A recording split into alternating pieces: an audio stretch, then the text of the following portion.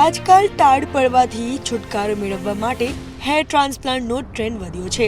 જી હા, લોકો 1 થી 2 લાખ રૂપિયા ખર્ચીને ફરીથી વાળ ઉગાડી રહ્યા છે અને પહેલા માત્ર સેલિબ્રિટી જ હેર ટ્રાન્સપ્લાન્ટ કરાવતા હતા, પરંતુ હવે સામાન્ય માણસ પણ તેની મદદ લઈ રહ્યો છે। પરંતુ હેર ટ્રાન્સપ્લાન્ટના ફાયદા અને ગેરફાયદા બંને છે। જી હા, આ અંગે લોકોના મનમાં કેટલીક સામાન્ય માન્યતાઓ છે, જેમાંથી એક એ છે કે હેર ટ્રાન્સપ્લાન્ટ વ્યક્તિને પાગલ કરી શકે છે। તો આવી સ્થિતિમાં ચાલો જાણીએ કે આમાં કેટલું સત્ય છે અને હેર ટ્રાન્સપ્લાન્ટ સાથે સંકળાયેલા જોખમો શું છે। નિષ્ણાતો માને છે કે હેર ટ્રાન્સપ્લાન્ટની મગજ પર કોઈ નકારાત્મક અસર થતી નથી। આ પ્રક્રિયામાં ખોપરીના ઉપરના ભાગ પર કામ કરવામાં આવે છે, જેના કારણે તેની નીચેની ત્વચા પર અસર થતી નથી। મતલબ કે હેર ટ્રાન્સપ્લાન્ટ વ્યક્તિને પાગલ નથી બનાવી દેતું।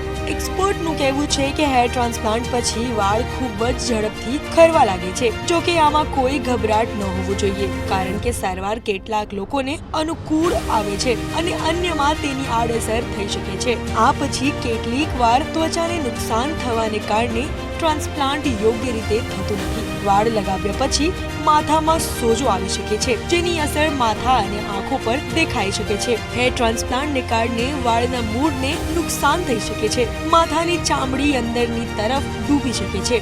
આનાથી અલ્સરનું જોખમ થઈ શકે છે। આ સિવાય હેર ટ્રાન્સપ્લાન્ટેશનને કારણે જે અંગથી વાળ લઈને માથામાં ઇમ્પ્લાન્ટ કરવામાં આવે છે તે અંગને અસર થઈ શકે છે। તે ભાગમાં નિષ્ક્રિયતા આવી શકે છે। અને છેલ્લી વસ્તુ કે હેર ટ્રાન્સપ્લાન્ટથી માથામાંથી રક્તસ્રાવ થઈ શકે છે, જ્યાં વાળ ટ્રાન્સપ્લાન્ટ કરવામાં આવે છે। તો જો તમે પણ હેર ટ્રાન્સપ્લાન્ટ વિશે વિચારી રહ્યા હોવ તો એકવાર નિષ્ણાતની સલાહ અવશ્ય લો અને ત્યારબાદ જ કોઈ નિર્ણય લેવો। હાલ તો આ વિડીયોમાં આટલું જ। બીજા બધા કોન્ટેન્ટ્સ માટે તમે જોતા રહો મંતવ્ય ન્યૂઝ।